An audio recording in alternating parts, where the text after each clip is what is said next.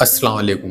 क्या आपने कभी गौर किया है कि जब कभी भी आप मजलिस में बैठकर मजलिस को सुनते हो, या जब कभी भी आप करबला के बारे में पढ़ते हो या सुनते हो, या जब कभी भी आप नौहे को सुनते हो, तो आपकी आंखों में आंसू क्यों आ जाते हैं?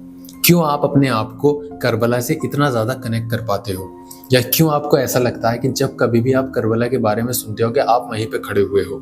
जी हाँ, हम इस वीडियो में उसी के बारे में बात करेंगे जिसको बोलते हैं स्टोरी टेलिंग। मतलब कि कहानी सुनने पर हमारे दिल दिमाग पर और अकीदे पर क्या फ़र्क पड़ता है, इस वीडियो में हम साइंस के ज़रिए उसी के बारे में बात करेंगे। तो मेरे साथ इस वीडियो में बने रहिए।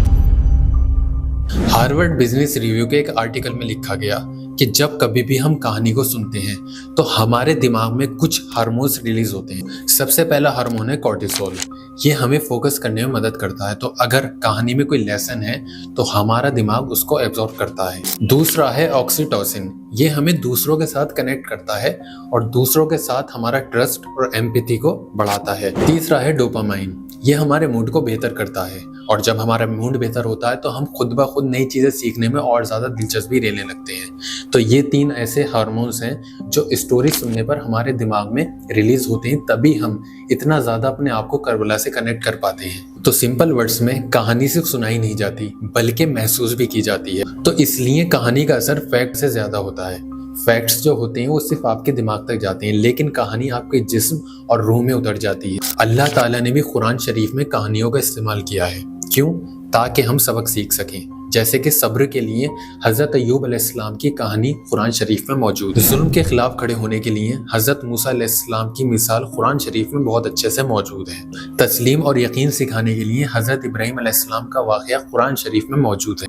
और इंसानियत और सीरत के साथ जीने का तरीक़ा हमारे आखिरी नबी मोहम्मद सल्लल्लाहु अलैहि वसल्लम की सीरत जो कि कुरान शरीफ में मौजूद है। तो अल्लाह ने कुरान शरीफ में स्टोरी टेलिंग के ज़रिए हमको सिखाया, क्योंकि कहानी सिर्फ याद नहीं रहती बल्कि वो ज़िंदगी का एक हिस्सा बन जाती है। तो आप खुद सोचिए कि करबला की कहानी का असर कितना ज़्यादा गहरा है, जो आज तक हर जनरेशन में अपना इम्पैक्ट छोड़ रहा है। अब इमाम हुसैन अलैहिस्सलाम की कुर्बानी कोई आम कुर्बानी तो थी नहीं, हक और बातिल के बीच में एक जंग थी। तो इसलिए हम हर साल इमाम हुसैन अलैहिस्सलाम को याद करते हैं, हर लम्हे में अपने मौला को याद करते हैं। सिर्फ इसलिए ही नहीं कि वो नबी सल्लल्लाहु अलैहि वसल्लम के नवासे हैं, बल्कि इसलिए भी कि उन्होंने इस्लाम के लिए या उन्होंने सच्चे रास्ते के लिए अपना पूरा घर बार, अपना सब कुछ कुर्बान कर दिया। अगर करबला ना हुई होती तो असल इस्लाम तो दुनिया से मिट गया होता, क्योंकि यजीद और मुआविया जो इस्लाम पेश कर रहे थे वो तो सिर्फ नाम का इस्लाम था। वहाँ पे हर वो काम होता था जो इस्लाम में हराम है। देखिए, दुनिया में जो यजीद का इस्लाम था वो दुनिया के लिए था, लेकिन हुसैन अलैहिस्सलाम का इस्लाम जो है वो रूह के लिए और अल्लाह का इस्लाम है। तो बस यही सब था। आपकी समझ में आ ही गया होगा कि क्यों हम करबला से अपने आप को इतना ज़्यादा कनेक्ट कर पाते हैं। तो इसी के पीछे जो साइंस है वो मैंने आपको बता दिया है।